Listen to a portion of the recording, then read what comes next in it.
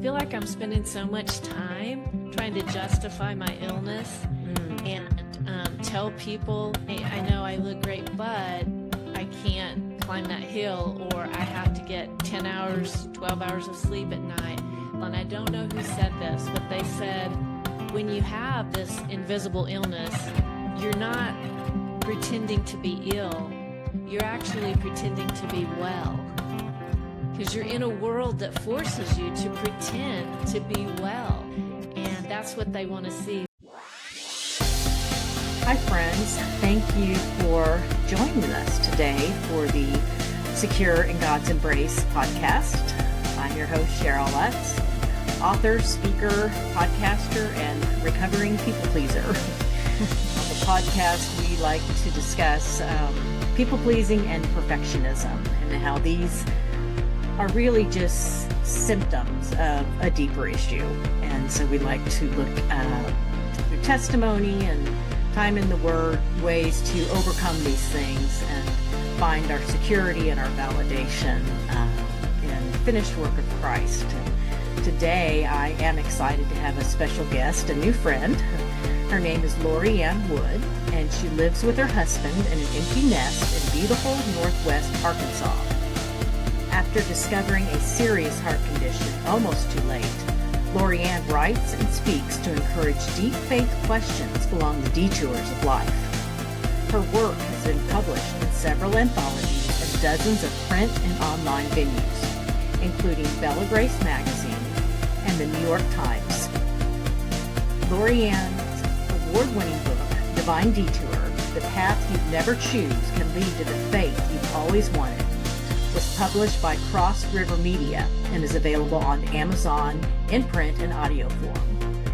And at the end of our interview, I'll have Lori Ann tell you about some freebies, and then I will list also in the show notes how you can order her book and get to know Lori Ann better. But welcome, Lori Ann Wood. Thank you. It's so great to be here, Cheryl. So, Lori Ann, as I said, we talk a lot on the podcast about people pleasing and perfectionism. Most people fall into one camp or the other. Some of us are blessed to have both. Both struggles, you know. But what would you say you've wrestled with more in your life? You're right. They kind of go hand in hand sometimes. But I think perfectionism has just kind of been something that's pursued me from an early age. And it just, even all these decades later, it's just hard to overcome. Yes. I tell people I'm a recovering people pleaser because, Yes. and I see where God has brought me and the freedom that I have, but on bad days, it's very easy in the flesh, and then the enemy's coming at us to slip back into those patterns. And so the renewing of our minds is definitely a daily ongoing till Jesus comes back or calls us home. We have these to wrestle with. So Lori Ann, will you tell our listeners maybe a personal story of how you've struggled and transformation that God is bringing? Yes. Well, my little story, if you want to call it, of meeting perfectionism head on in a way that I couldn't ignore it anymore, started almost 9 years ago. I was a very healthy person. And in that realm of perfectionism, I thought I was taking the best care of myself. I had low blood pressure and low cholesterol and doing all the right things and was expecting this clean bill of health. And I actually got one in the middle of November of 2015. I had a medical evaluation for a life insurance policy, and they told me I had less than 3% chance of ever developing heart disease in my lifetime. And I wasn't surprised at that because I'm like, I have worked hard. I feel good about that. Yeah.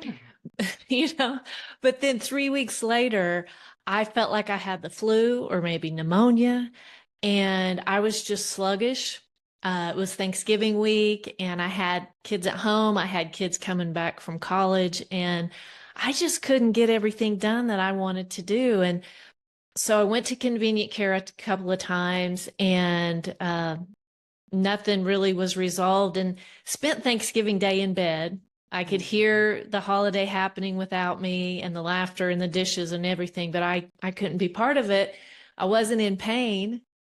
I just couldn't get out of bed. My muscles just would not work. And my husband, the next day was Black Friday, and he said, we're going to the doctor. And he called and made an appointment. And my primary care doctor immediately listened to my heart with a stethoscope, and he said, if we're lucky, it's pneumonia. And, I'm thinking that was worst case scenario. This is way pre-COVID. Pneumonia is no joke. Yeah. No. So I didn't know what was happening, but he ended up taking a chest x-ray, and he found an extremely enlarged heart. Something that a later doctor at the Cleveland Clinic called it the largest heart she'd ever seen. And he put me in ICU there in our local hospital. And I learned on day one that I had heart failure, and that my heart was functioning at just 6%. So I kind of got a little dose of maybe I can't control all the outcomes. Maybe everything I do isn't going to result in this great outcome. So I have struggled with this through different surgeries and medications, and my heart functions have been near normal at one point. But the reality of it is heart failure is a chronic progressive disease. And once your heart is, the muscle is damaged, it's really the only muscle in the body that can't heal itself. So they compensate, and I compensate really well for what I have with medication and devices and lifestyle changes, but it doesn't go away, and it just gradually goes downhill. And so despite all the best care, and I was considered my Cleveland Clinic doctor's most critical patient for a year and a half. And despite all that wonderful, amazing, world-class care, I'm still headed down right now. I'm at 20%. I went up from 6 to almost 50% function, and now I'm back down lately and hovering right around transplant range, but doing really well for being able to get around and do what I want to do. So that was a kind of a quick summary of the medical part of what happened to me. But I think really the more important part of the story is what happened to me spiritually. And it all started, though, with that medical part, because I thought, like I said, I thought I could avoid heart disease if I made all the right choices. I had no idea that it's the number one killer of all people worldwide. And a lot of times it's unavoidable. And they don't know what happened to my heart. They suspect maybe that a virus attacked my heart at some point and just slowly weakened it. But in my psyche, what happened was I got this lifelong diagnosis handed to me, and it had the word failure built right into it. And so that perfect, yes. And I fought that. I struggled with that. I Googled that. I tried to fix it, and I had to really, and the other thing that sort of goes hand in hand with it is that I did have subtle symptoms for many years before my diagnosis, but I didn't know they were heart related. And so I have a little bit of regret about not going to the doctor earlier. My husband urged me to when I couldn't keep up with him at the Grand Canyon, and my kids would say, Mom, something's not right. And I just thought I was out of shape. I thought, oh, I'm, hitting up middle age, and it's really kicking me, but it was so much more than that. And had I discovered it a little bit sooner, the outcome could have been a little bit better. So that was another factor in that. I got this failure diagnosis, and then I have this regret for not doing something I should have earlier. And that can really send us spiraling into that pit of depression and hopelessness, thinking, I could have done something about this. But don't you feel like that takes us right back to the place of thinking you could fix this? Mm. It's outside your hands, you know? Yes. Yes. And we don't know what we don't know. And, Right. you know, would you going in sooner have made a difference? We don't know, but we know that we serve this gracious God who's had his hand on you and Mm. is working through this, not in spite of it, you know. Mm-hmm. And for those who are listening who aren't watching the YouTube video, I can see you, and you look like a lovely, healthy woman. Your color Mm. looks good. And Lorianne, I have an invisible illness also, you know, a neuromuscular issue.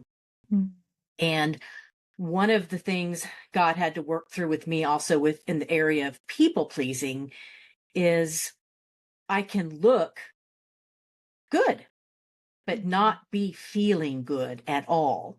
Mhm. And I feel like I'm disappointing people by not doing what they want me to do. And I can't make them understand that I have something going on invisibly. And how to, you Mm. know, have you found that for yourself with Oh, this invisible yes. illness? Well, yes, that's a whole thing. I think I figured it out because at first I was trying to keep it invisible because it was that perfectionism thing. And I'm like, I'm not getting the device, which I've had two of them now, but I was not going to get that. I was not going to go down that path. And what I figured out is that there were so many people all my life that were functioning normally and they looked normal and I thought they were functioning normally, but they weren't. And I don't know if I chose to not see them or if we just force people to do that in our society. But Mm, I think when the 9 years that I've been in this situation, I feel like I'm spending so much time trying to justify my illness mm, and tell people I know I look great, but I can't climb that hill or I have to get 10 hours, 12 hours of sleep at night. And I don't know who said this, but they said when you have this invisible illness, you're not pretending to be ill.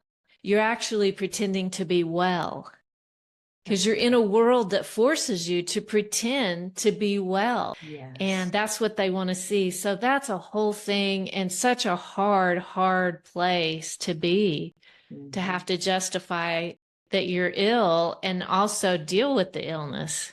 Yes. For those of us who wouldn't choose to be ill, we don't like that kind of attention. You know, attention's Right. great, but I can think of other ways to get it. You know? Yes.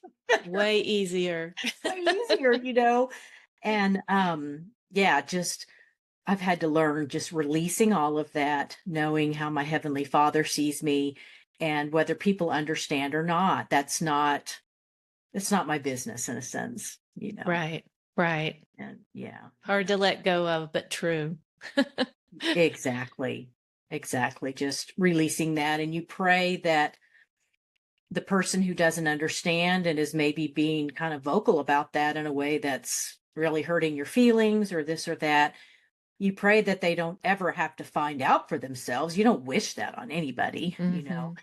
But I do know for myself, I was the picture of health until after our fourth child was born. About 6 months after he was born, I was early 30s. And up until that point, just a picture of health. I was a kid who got perfect attendance in school, you know. Yeah. Just, and then so when the illness hit me, it did make me look back and think, oh, wow, those people that had been in my life with an invisible illness or, you know, whatever it was, maybe it was emotional, physical. And Mhm.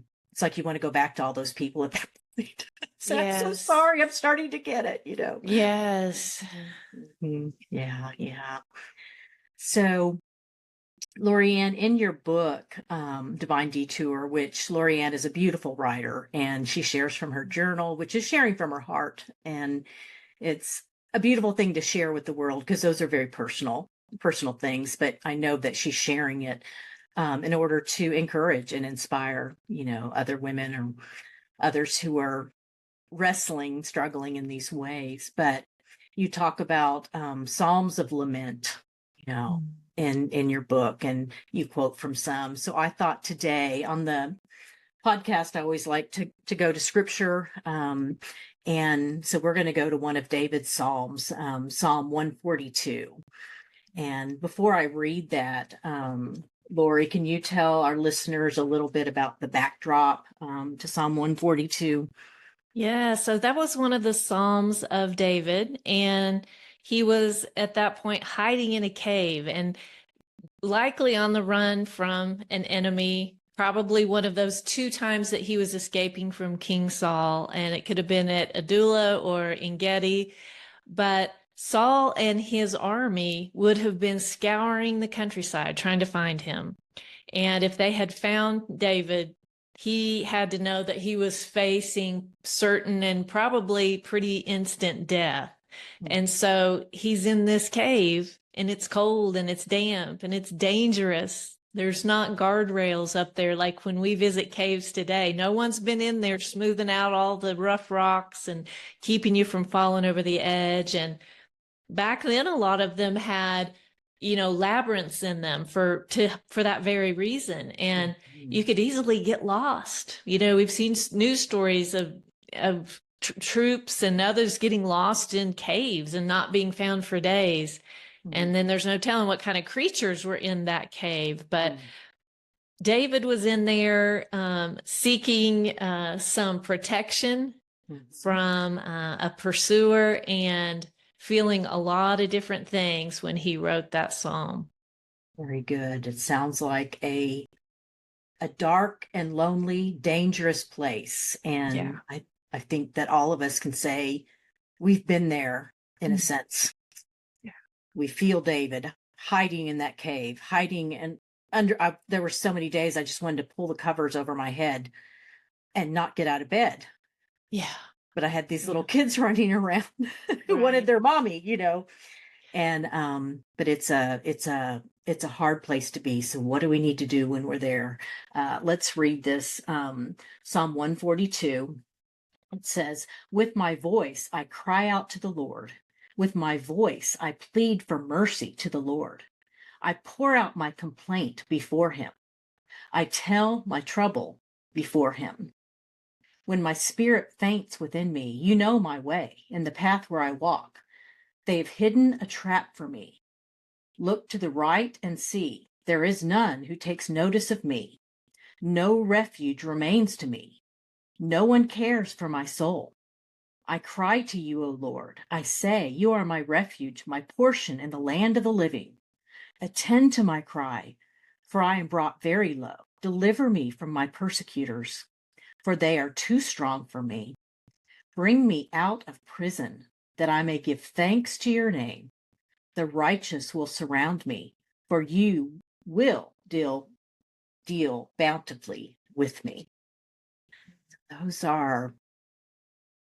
I'm so grateful that God gave us these Psalms of Lament, that they're not all, as we think of our happy, clappy worship songs, and I love worship songs, so don't get me right, but sometimes that is not where our heart is.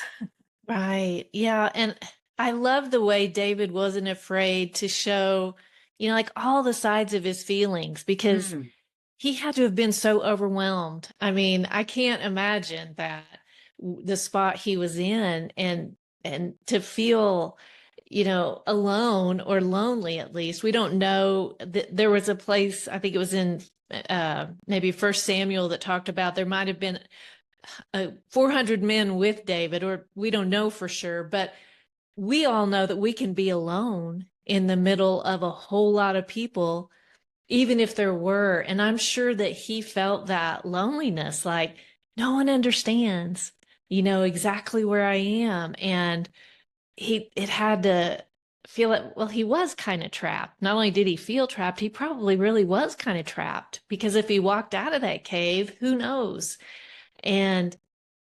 But I think one of the strongest emotions that I see coming through there is like he had to be confused. He had to feel so disappointed in not only, Saul, and all that had transpired there, but also with God, Yeah. because Samuel had anointed him to, as a teenager, to be the next king of Israel. And as he's hiding in that cave, he had to be thinking, this doesn't look like What I me being the picture. next king of Israel. And so I'm sure that went through his head that it seems like God made this promise to me and now he's not coming through. And so, as so many of us have felt like, I thought I understood what God said, and now I feel confused and almost betrayed. Yeah. Or maybe I just got this all wrong. And so David says some of those things, uh, in his own poetic way, but he expresses some of those same feelings that we do when we're hiding in some sort of cave from something that's threatening us. Mm, mm. That is so good. Just the way he started off. I cry out to you. I plead for mercy. Mm-hmm. And he calls it his complaint. Like you Mm-hmm. said, he's wrestling, he's confused, he's disappointed, and he's complaining in a sense. I am pouring out my complaint. I'm pouring out my troubles to you, God, because I don't understand. Mm-hmm. And I know, I'm sure for you, for me, now you are a beautiful writer. Maybe you knew since childhood you wanted to write a book. That's not my story. Like, I wrote a book because I felt God said, share your story. And the same with the podcast. And then with speaking, I was a kid who couldn't give an oral report because I was so shy. And then he makes me a speaker, these different things. And so sometimes, you're going, Lord, I didn't ask for this. Why is it not working? And why is getting this criticism? Or why do I feel so lonely? And Mm-hmm. so you feel God's heart. I mean, excuse me, you feel David's heart here. And Yes. yeah. Yeah. His honesty just kind of oozes out because, I mean, he talks about his enemies' strengths and he talks about his friends being, indifferent. And he's just saying it all. It's like God already knows what we're feeling, but he's expressing it. And I think one of the other things as he's saying that in that very first line that you just read is he says, I Mm, am doing this. I feel this. And I think sometimes we have to own that. We have to make that personal to God and not just say, sometimes for me, I like to be a little bit passive and say, this situation is confusing. But really, it's so much more meaningful for us if we can say, I am confused. And that makes it personal and it makes your faith more personal and your relationship more on a first name basis. So that was something that I really took away from this psalm is that mm. he was owning it himself. We need to get personal. He loves us as individuals. And it is Mm, we talk about in evangelical circles, a personal relationship with Jesus, a personal relationship with God through the blood of Jesus, through the yeah. Son. So yes, it's personal. And we're not fooling him when we just platitudes and Right. these different things. He sees, Yeah. and he's doing, as you talk about in your book, he's doing a deeper work Mm-hmm. inside of Mm-hmm. us that we Yes. just don't That, understand the day you get the diagnosis. oh, and that is something that I look at what at David's writing, especially in this psalm, and think how expectant he was that not only that God would hear him, but that in some way he would deliver him. He didn't know how, he didn't know what that was going to look like, he didn't know when, but he had that expectation. And I think that may be one of the most beautiful things of the Psalms of Lament, of which this is one, but almost all of them, have that element of getting real and telling, your disappointments and all the things you're feeling, but also to eventually come to that point of praise. And, David says in there that he wanted to be delivered so that he could praise God. Mm. He didn't say, deliver me so I don't feel pain, or so that I'm Mm. happy, or so that my wishes are all fulfilled, or so that I'll live comfortably the rest of my life. He said, I want to praise you. And so it's sort of I don't know, I found that and sometimes you just have to read the Psalms as your own prayers for a while, because you're in a point where you maybe can't come up with your own. And that's perfectly a great place to start, is to read those Psalms of Lament and notice how it allows those hard feelings to come out. And then we can eventually sift through those hard feelings and the harsh reality that we're living in. And we get to this point of praise. Mm. And almost all of the Psalms of Lament are that way. They start out, some of them pretty harsh and pretty ugly and pretty pointed at God, but eventually the writer gets to a point of, well, you know what? I still praise you. I still trust you. I still know you. I'm still going to give you praise, even still. And that's what lamenting, that practice of saying these disappointments, expressing your feelings to God, actually does for us. It allows us to sift that truth out of our feelings.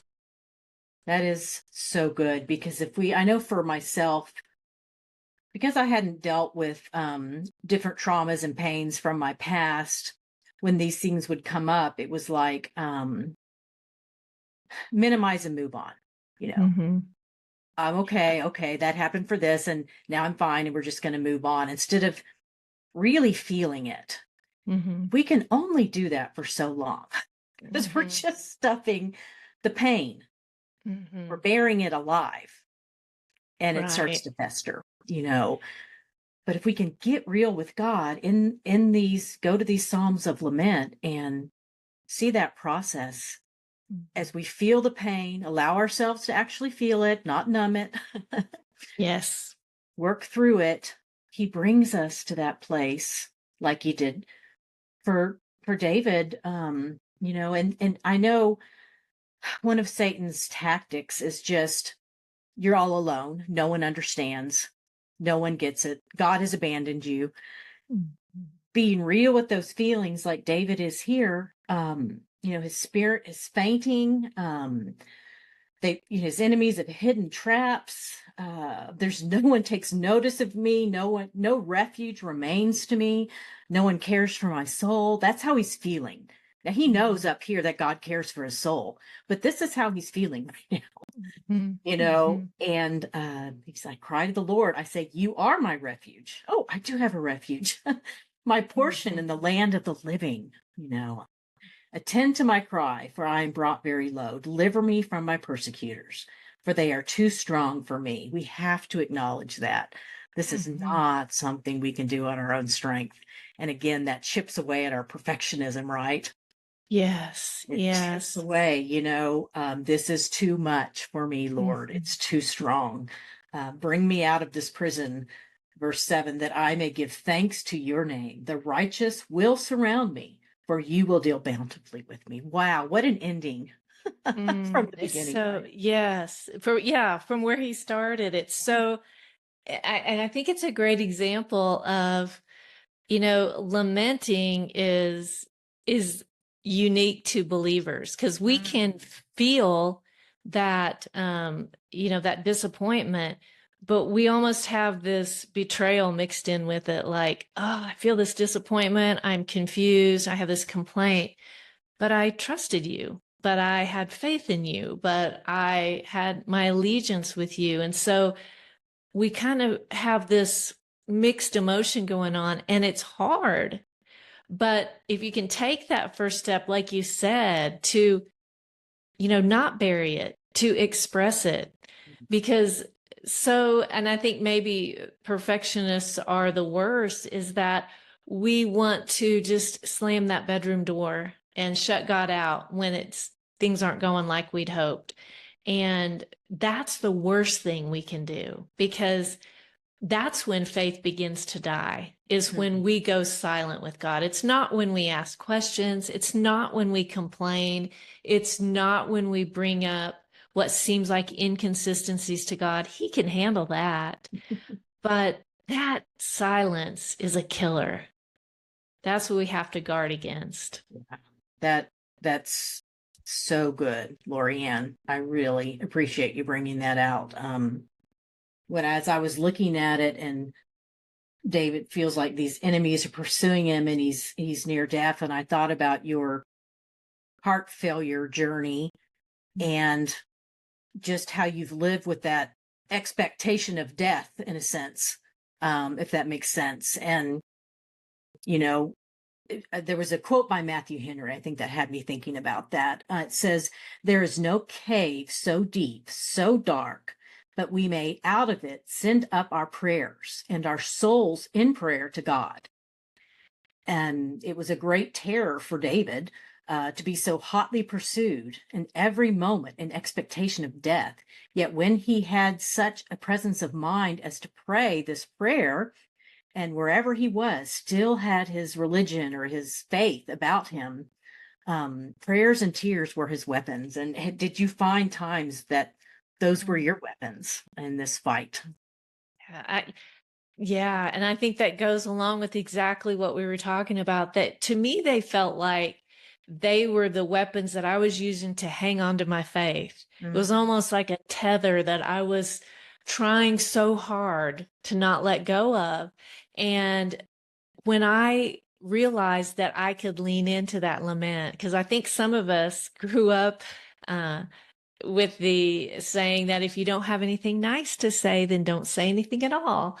And I was that way. I'm like, I'm not going to say anything until I can say something nice. And what I didn't realize was that when I'm lamenting to God, I'm saying some nice things, but I didn't realize it. When you lament, you're saying, I know you exist, God. I wouldn't be talking to you if I didn't believe you exist. So that's nice. You're also saying, God, I believe you're powerful. I believe you can do something about the situation that I'm in. And that's why I'm bringing it to you.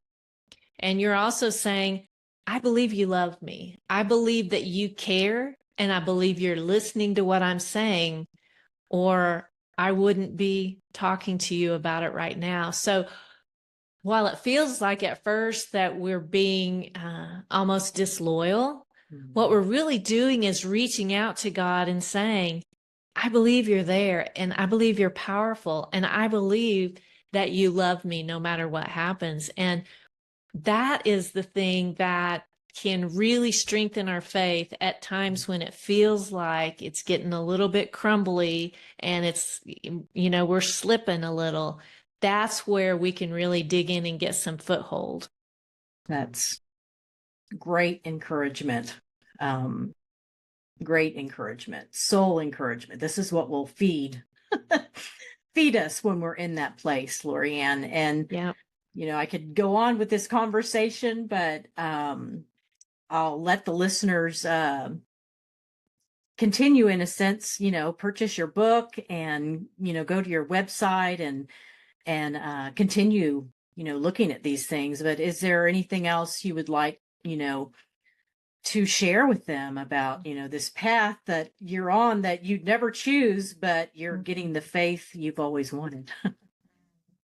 I think one of the things I've learned throughout and still relearning every day is sometimes we can feel like we have this distance from God. And I'm sure David felt like that in the cave, like he was distant from God. But God can use that distance as a pathway for us to get back to him and for him to get deep into our hearts. And the thing that we have to guard against is just not going silent with him, just finding a way. He's a God that has shown us throughout the history of time that he wants to keep the conversation going with us. And he's gone to all sorts of lengths to do that. So whatever it takes and whatever that looks like, just don't stop the conversation. Just keep it going. and you're going to eventually get to firmer ground, but make sure that you don't slam that door, that you don't fall into that trap of just being silent. That is that is so important, because in the flesh, that's the first thing we want to do. Mm-hmm. It's just, I don't know, for everybody. I know for myself. Yeah. That's the Yeah. first thing I want, Same. you know. And so that's so good. So Lori, can you tell the listeners again where to find you, and tell them about your freebie, and then I'll also leave the notes in the show notes. Yeah. So I have on my website is just loriannwood.com, and there's a tab there for all kinds of things, including more information about the book, which there's a book trailer, and you can even read the first chapter free to see if it's something for you. It just came out in audio, so that's another new format that's available. But I'm Lori Ann Wood on Instagram and Facebook, and I'd love to hear from other people who've been on some path that they didn't choose and how they've held on to their faith. So that gives me encouragement, and also just helps other people see that everybody's sort of on some sort of a detour, I think. So, but I Absolutely. do have, yeah, I have a resource, and it fits really well with what we're talking about silence. Because I Mm, think, like you were saying, that's our default. yeah, You know, yeah. we just say, well, I'm just going to go silent then and wait for my life to come back together. And so I have a free resource. It's called 5 Prayers and Promises When You Can't Talk to God. Mm, And it's my most requested resource. And if anyone's interested, I would love to send that to you, free of charge. You can find that on my website, but also you can go directly to it at loriannwood.com/hope. very good. And that's no E, just Lori Ann, ANN. So, Yes. and like I said, I'll leave those notes. So thanks again. Friends, thanks for joining us. And I hope you will follow up this discussion by, grabbing a copy of Lori's book and learning more. Bye for now.